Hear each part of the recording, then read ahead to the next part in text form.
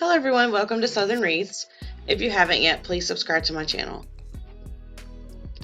Today I'm going to show you how to make a pancake wreath.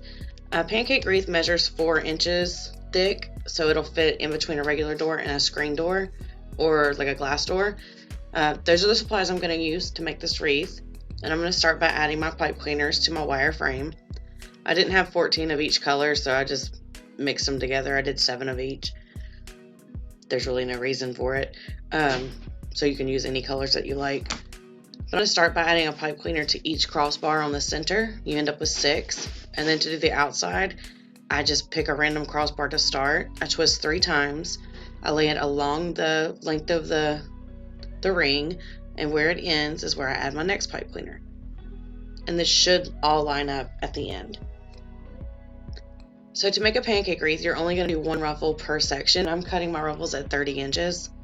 My mat only measures 24 inches, so I have to kind of pull it back out to 6, and then I like to pull it to the center to cut. So there is a reason for me to keep pushing it across. But see, there it's at 30, and then I just move it to the center, and I just mark it with my fingers to find where to cut. And I do have it doubled up. I have the light pink and the more hot pink on top. And I did this 7 times because you're only putting 1 per section, and I'm alternating the colors. You don't have to do 30 inches. I just think 30 inches covers better. So you're just going to ruffle your mesh, and you just kind of accordion fold it into your hands. Hold the center, and then just pick where you want to start. You add it into the pipe cleaner, and I'm only twisting like 1.5 times. You do need to add that little half twist. If you don't, it can come untied, and then you have to redo it all. And the less you play with your mesh, the better. You do want to fan it out as you're going. It's not super important right now because you're doing the outside. Once you get to the inside, we have to do it a little bit different. You do want your ruffle to be as flat as possible, which is why you don't have any kind of poof method underneath, or you're not doubling up your ruffles.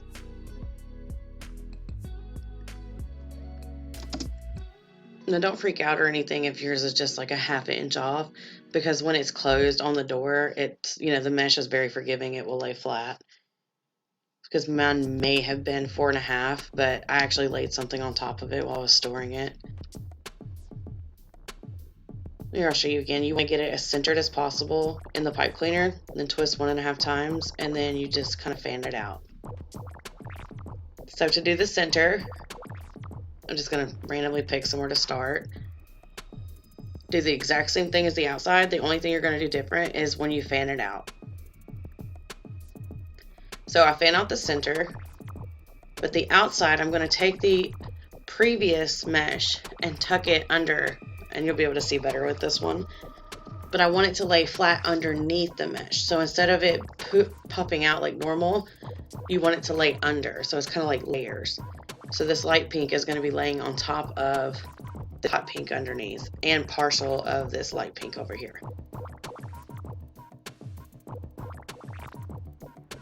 But you want to make the circle with your mesh. See how I tucked that under there? And then once I position this ruffle, you'll be able to see how it lays flat. It still looks full and it still looks good. You can't see the frame at all, but it just makes it flatter so it fits between a door.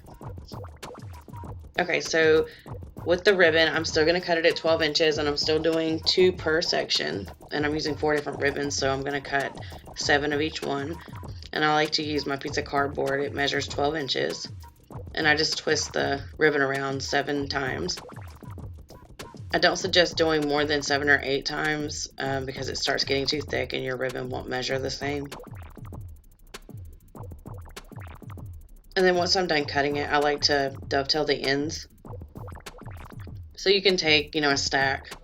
You can do 3, 4, 2, 1, however many your scissors will hold. And then you just fold it in half and you cut from the wire into the crease.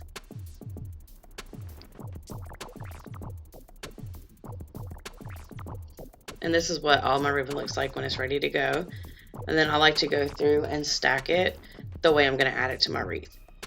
You can get picky with the way things are directed, like how these flamingos are all facing one way. I don't really care. I just put them in and they just make a circle. I don't know if that makes sense with how they're all facing up and down. You can kind of turn your ribbon halfway through so they're all facing the same way. I decided I wanted to add some of this really pretty white rope mesh, and I'll show you how I did that in just a second. And then you're fluffing the top the same way you always do. The outside will be a little different. So I like to take my ribbon, fold it in half, where I find that I crease the center, I pinch that together, and then I add that part into my pipe cleaner. And since I'm adding the rope mesh, I'm going to only twist it once.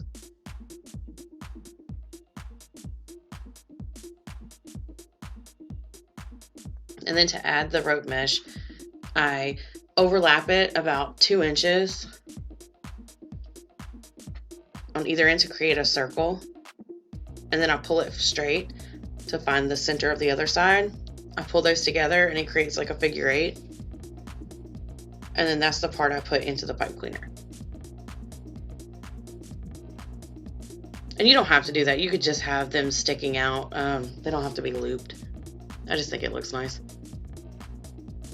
And then I'm just fanning out my ribbon. I like to make X's with the ribbon.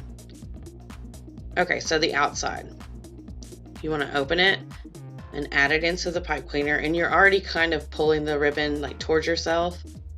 See how it's bent at like a V, an upside down V? And then I am still adding the mesh rope. Then once I'm done with that, I twist 2 more times because that'll be a total of 3 twists. And then I roll down the pipe cleaner with my glue stick. And then to fan this out, I'm only fanning the outside. So you can see the ribbon here. I'm not making an X at all. I'm not even making the normal like bow. It's just all fanned out to the outside. And this is where you can play with the length of your ribbon.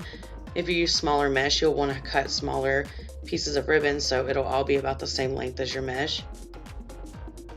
Right now I'm going to add my sign. I like to use pipe cleaners and a staple gun. And this is a wood sign, and it's pretty thick, so I'm not too worried about the staples.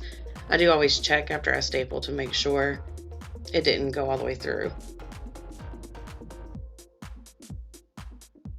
And I do like to staple twice. It just, I don't know why. It makes me feel more secure. And you can cut away your hanging string if you want to. I just keep mine just in case someone eventually wants to keep the sign after the wreath is faded. And then to attach it, I just feed it through to the back. And I'm going to flip it over to show you that I just pull the pipe cleaners around the frame. Usually 2 of the bars, not just 1. And then I just twist it a few times. And then if I'm happy with where it's at, I'll move on to the other side. If you do 4 corners, I like to do the top right and then bottom left to make like an X.